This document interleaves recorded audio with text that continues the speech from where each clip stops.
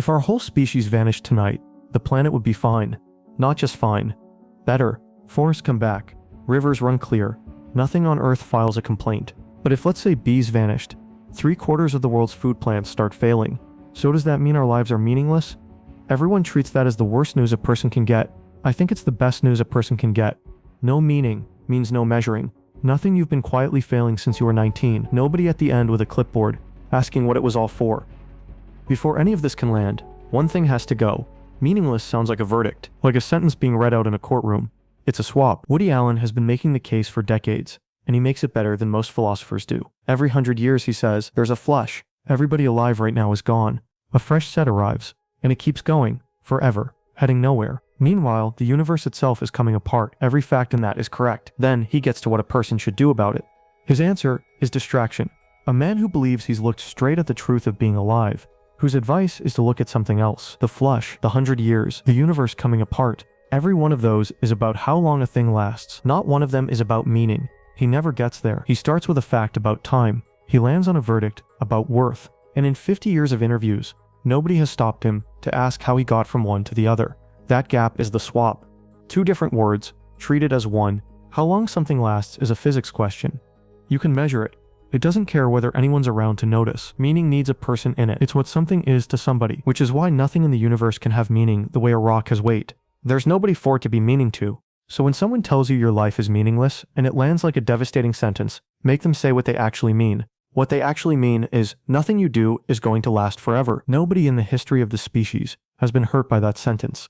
Meaningless only means no answer was ever sent, and that only hurts if you were sending yours somewhere. Which raises the question nobody asks next. If no answer was ever sent, who's been writing the ones you've got? There's a sentence you've almost certainly said, or had said to you. You make your own meaning. It gets said kindly. Part of the reason is that it sounds like a job. One more thing you're being told to start doing, on top of everything else you're not doing. But it's not a job. It's a description of something that was already running. And it's been running your whole life whether anybody described it or not. A better way to say it is, nothing means anything without your permission. Because meaning only exists at all because you let it exist. This is what was actually happening to the Vikings. The moment they went looking for a death that would open the hall, nothing was pulling them. The pull was theirs. They made it by wanting it. Then they walked toward the thing they'd made and called it destiny. Destiny is the word people use when they don't want to see who's doing the making. The monk who hasn't spoken in 40 years is doing the same thing. So is the man who wakes at 4:40 to wash his forearms in cold water and say words in a language his grandfather taught him. Ask him and he'd say he wasn't. He'd say he was answering something that has kept him steady, and the steadiness came from a conversation he's having with himself. There's an old story about a pope and an astronomer. The astronomer looks through his telescope at billions of galaxies and trillions of stars. Then he goes to the pope and tells him a human being is nothing, a speck. Look at all of it, he says. The pope says, yes, but remember, that speck is the one doing the looking. That's the whole thing. There is no meaning in the galaxies. There's nothing in the galaxies. The meaning is in the thing looking at them. And if the thing looks away, the meaning ends. Because there's nowhere else for it to be. Which means the question everybody spends their life asking, what is my life for, has been going to the wrong address. The universe never gets the letter. The letter has been sitting in your own pocket since you were born. You have been the writer this whole time. Everything after this is just what follows from that. Because if you're the writer, nobody is owed the pages. The bad chapters aren't being billed to you. There's no correct version on file that yours is being marked against. All of that stops being possible the second you know where the meaning is coming from. There's a sentence people say when there's nothing else to say. Everything happens for a reason. Somebody has had the worst year of their life, and you're standing near them, and there's nothing to say, so you say the sentence. Everybody says the sentence. Priests, Uber drivers, ants. It gets said at bedsides and in car parks and inside cards next to a rectangle of pressed flowers. It sounds like comfort. It works like an invoice. It tells someone who has just been badly hurt that a price got charged, and that somewhere out there, they bought something with it, so they go looking for the lesson. For whatever they were supposed to become out of it, which had better be worth something, given what it cost. People do this for years, some of them for decades, and not finding it becomes one more thing they failed at. They were meant to learn something. They learned nothing. Now, that's their fault too. That is what a universe with meaning printed into it does to a person who has been hurt. It bills them. I spent a long time looking for what this actually breaks in a real life, not in theory. I kept looking in philosophy. The answer wasn't there. It was inside the sentence at the funeral. If you are the source, meaning isn't something arriving from somewhere else, it's something you do. And the invoice was one of the things you were doing. This does not mean the pain was pretend. That's where somebody in a bad year will land first. because it sounds like being told they made it up. They didn't. It was real. What was made up was the ledger it was being written into. There was no ledger. Nobody was keeping a running total of what your suffering was for. There was no accountant on the other end waiting to hand you a lesson big enough to cover the price. Nobody billed you. You billed yourself. On paper you had made yourself, in a currency you had invented, and none of it was ever real. The pain does not have to become anything. It doesn't have to make you wiser, or become the reason you're kinder now, or the story you tell about who you are, or the thing that finally taught you what mattered. Sometimes it does. It doesn't have to. And once you see that, a huge amount of what was heavy goes quiet. Because the invoice was the heavy part. The pain had already been carried. The pain was in the past. What was still weighing was the accounting. That's one. Here's the next. If you're the source, there's no correct version held anywhere else for yours to be measured against. And think of what that takes off you. Because right now, and every day, and probably since you were about 11, there's been a version of your life you were supposed to be leading. It didn't come from anywhere you could name. You just knew it was there. There was a right one. There was yours. And the gap between them is the thing you think about when you can't sleep. For some people, it's a house. For others, it's a company they were supposed to have started, or a marriage that would have taken. The shape changes, the gap doesn't. And the person carrying it has been holding themselves against something they never signed. Now imagine the version of the world where the gap is real. Suppose life did come with an answer printed into it, not a belief. The answer, on the record, there for anybody who wanted to look it up, and it arrives the same for every human being alive. The same one for the woman who wants 6 children and the man who has never once wanted any. The same one for the person who finds something close to holy in a laboratory at 2 in the morning and the one who finds it standing over a pan at 6. The same one for your father, and for the babies who died before anything had really started. One answer. 8 billion people. It fits some of them.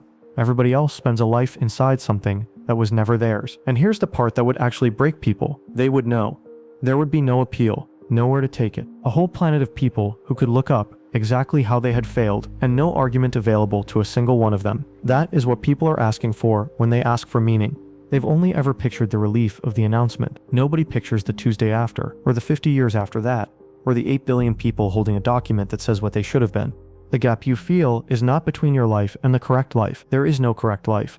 The gap is between your life and something you made up. You made it up because everybody around you was doing the same thing. And not one of you knew you were the ones drawing the line you were failing to meet. There's still somebody wearing the uniform. One more person to get out of the room, the examiner. The examiner is the one you've been talking to in your head, quietly, since you were about 15. He might sound like your father, or your 7th grade teacher, or somebody you have never met who lives in the future, and looks at your life at 70, and sighs. He watches the parts of your day that nobody else is watching. When you pass a mirror on a bad afternoon, and something small sinks in you, that's him. He's the reason you can be sitting alone in a room, having done nothing wrong, and feel watched. He's the reason "how am I doing" means anything to you at all. He has always been sitting in the same chair. Every time you felt bad in that wordless, "why am I like this, no particular reason" way, you were feeling it in front of somebody who wasn't there. Which sounds sad for about 10 seconds, until you look properly at what he was doing to you. He was the reason you couldn't rest. A Sunday with nothing planned felt wrong because he was scoring it. A weekday morning when you were tired became a small failure, because he had opinions about the tiredness. He kept an account of every soft thing you'd ever done that you thought made you unserious. And he kept it so quietly, you never noticed you were the one keeping it. He goes with the meaning. He was never a person. He was you, doing the same thing you do to everything else, pointed inward, at low volume, for your entire life. And he was holding something. A clock. You've been late for something. You couldn't say what, but you've been late for it since about 28, and getting later every year. The clock said you were meant to have figured it out by now. Nobody set an age by which you were meant to have arrived, because there's nowhere to arrive. The person who dies at 24 is not robbed. The person who gets to 60 without ever settling what any of it was for hasn't fallen behind. Behind what? The clock was in the same room as the examiner. Neither of them was ever there. Somewhere in the last 10 minutes you thought of the objection: if your worst year didn't mean anything, neither did the good ones.